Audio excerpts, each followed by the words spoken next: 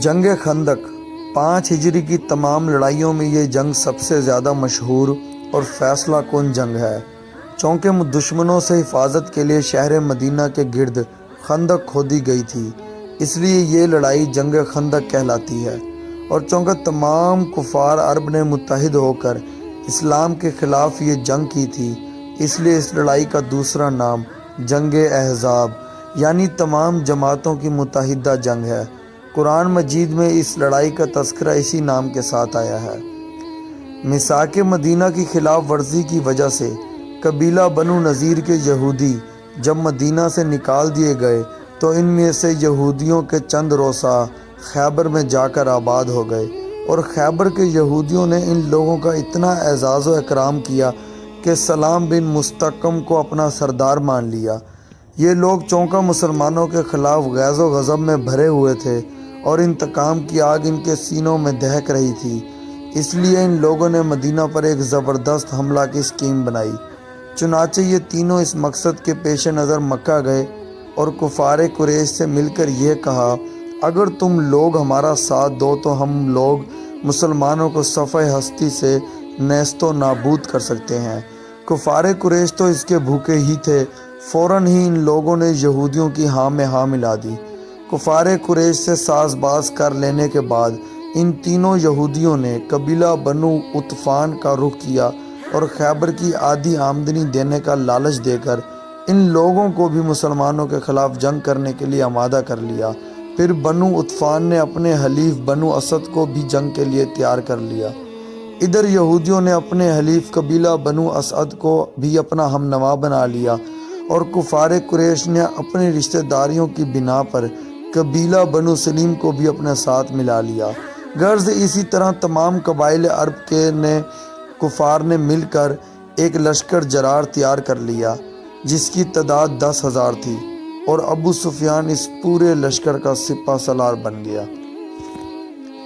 جب قبائل عرب کے تمام کافروں کے اس گھٹ جوڑ اور خوفناک حملہ کی خبریں مدینہ پہنچی تو حضور اقدس صلی اللہ علیہ وسلم نے اپنے اصحاب کو جمع فرما کر مشورہ فرمایا کہ اس حملہ کا مقابلہ کس طرح کیا جائے۔ تو حضرت سلمان فارسی رضی اللہ عنہ نے یہ رائے دی کہ جنگ احد کی طرح شہر سے باہر نکل کر اتنی بڑی فوج کے حملہ کو میدانی لڑائی میں روکنا مصلحت کے خلاف ہے، لہٰذا مناسب یہ ہے کہ شہر کے اندر رہ کر اس حملے کا دفاع کیا جائے، اور شہر کے گرد جس طرف سے کفار کی چڑھائی کا خطرہ ہے ایک خندق کھود لی جائے تاکہ کفار کی پوری فوج بیک وقت حملہ آور نہ ہو سکے۔ مدینہ کے 3 طرف چونکہ مکانات کی تنگ گلیوں اور کھجوروں کے جھنڈ تھے، اس لیے ان تینوں جانب سے حملے کا امکان نہیں تھا۔ مدینہ کا صرف ایک رخ کھلا ہوا تھا، اس لیے یہ طے کیا گیا کہ اسی طرف 5 گز گہری خندق کھودی جائے۔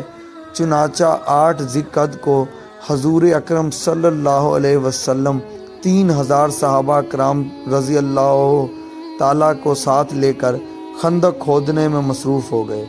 حضور صلی اللہ علیہ وسلم نے خود اپنے دستے مبارک سے خندق کی حد بندی فرمائی اور 10-10 آدمیوں پر 10-10 گز زمین تقسیم فرما دی، اور تقریباً 20 دن میں یہ خندق تیار ہو گئی۔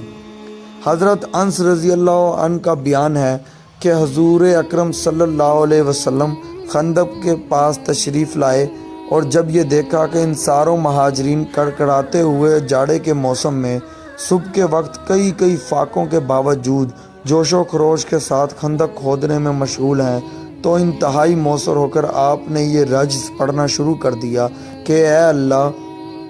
بلا شبہ زندگی تو بس آخرت کی زندگی ہے، لہٰذا تو انصار و مہاجرین کو بخش دے۔ اس کے جواب میں انصار و مہاجرین نے آواز ملا کر یہ پڑھنا شروع کر دیا کہ ہم وہ لوگ ہیں جنہوں نے جہاد پر حضرت محمد صلی اللہ علیہ وسلم کی بیعت کر لی ہے، جب تک ہم زندہ رہیں ہمیشہ کے لیے ہم حضور کے ساتھ جہاد کریں گے۔ اور حضرت برا بن عازب رضی اللہ عنہ کہتے ہیں کہ حضور اکرم صلی اللہ علیہ وسلم خود بھی خندق کھودتے اور مٹی اٹھا کر پھینکتے تھے، یہاں تک کہ آپ صلی اللہ علیہ وسلم کے شکم مبارک پر غبار کی تہ جم گئی تھی، اور مٹی اٹھاتے ہوئے صحابہ کو جوش دلانے کے لیے رجز کے یہ اشعار پڑھتے تھے کہ خدا کی قسم اگر اللہ کا فضل نہ ہوتا تو ہم ہدایت نہ پاتے اور نہ صدقہ دیتے اور نہ نماز پڑھتے، لہٰذا اے اللہ تو ہم پر کل بھی اطمینان اتار دے اور جنگ کے وقت ہم کو ثابت قدم رکھ۔ یقیناً ان کافروں نے ہم پر ظلم کیا ہے، اور جب بھی ان لوگوں نے فتنہ کا ارادہ کیا تو ہم لوگوں نے انکار کر دیا۔ حضرت جابر رضی اللہ عنہ نے بیان فرمایا کہ خندق کھودتے وقت ناگہاں ایک ایسی چٹان نمودار ہو گئی جو کسی سے بھی نہیں ٹوٹی۔ جب ہم نے بارگاہ رسالت میں یہ ماجرا عرض کیا تو آپ صلی اللہ علیہ وسلم اٹھے۔ 3 دن کا فاقہ تھا اور شکم مبارک پر پتھر بندھا ہوا تھا۔ آپ نے اپنے دستے مبارک سے پھاوڑا مارا تو وہ چٹان ریت کے بھرے بھرے ٹیلے کی طرح بکھر گئی، اور ایک روایت یہ ہے کہ آپ صلی اللہ علیہ وسلم نے اس چٹان پر 3 مرتبہ پھاوڑا مارا۔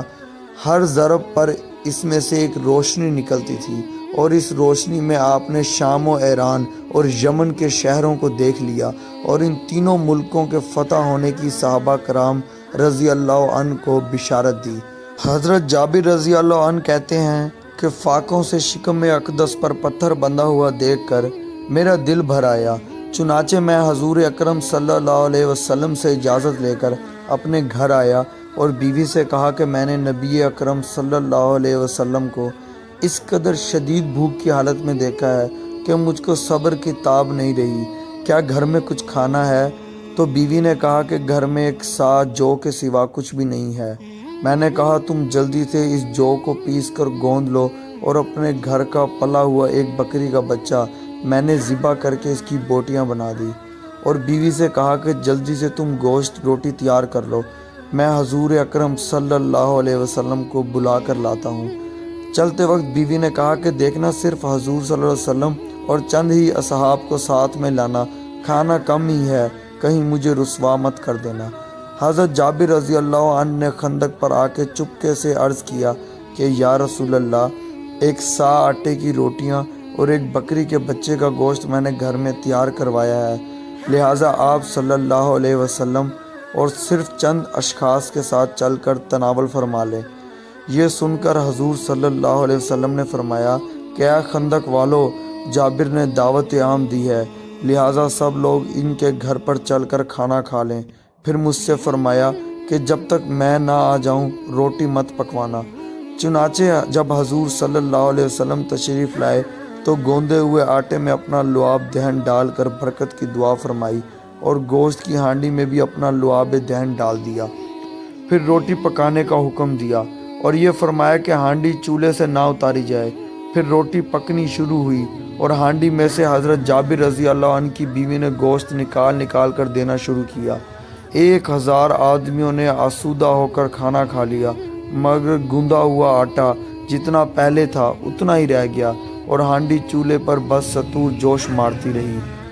اسی طرح ایک لڑکی اپنے ہاتھ میں کچھ کھجوریں لے کر آئی۔ حضور صلی اللہ علیہ وسلم نے پوچھا کہ کیا ہے؟ لڑکی نے جواب دیا کہ کچھ کھجوریں ہیں جو میری ماں نے میرے باپ کے ناشتے کے لیے بھیجی ہیں۔ آپ صلی اللہ علیہ وسلم نے ان کھجوروں کو اپنے دستے مبارک میں لے کر ایک کپڑے میں بکھیر دیا اور تمام اہل خندق کو بلا کر فرمایا کہ خوب سیر ہو کر کھاؤ۔ چنانچہ تمام خندق والوں نے شکم سیر ہو کر ان کھجوروں کو کھایا۔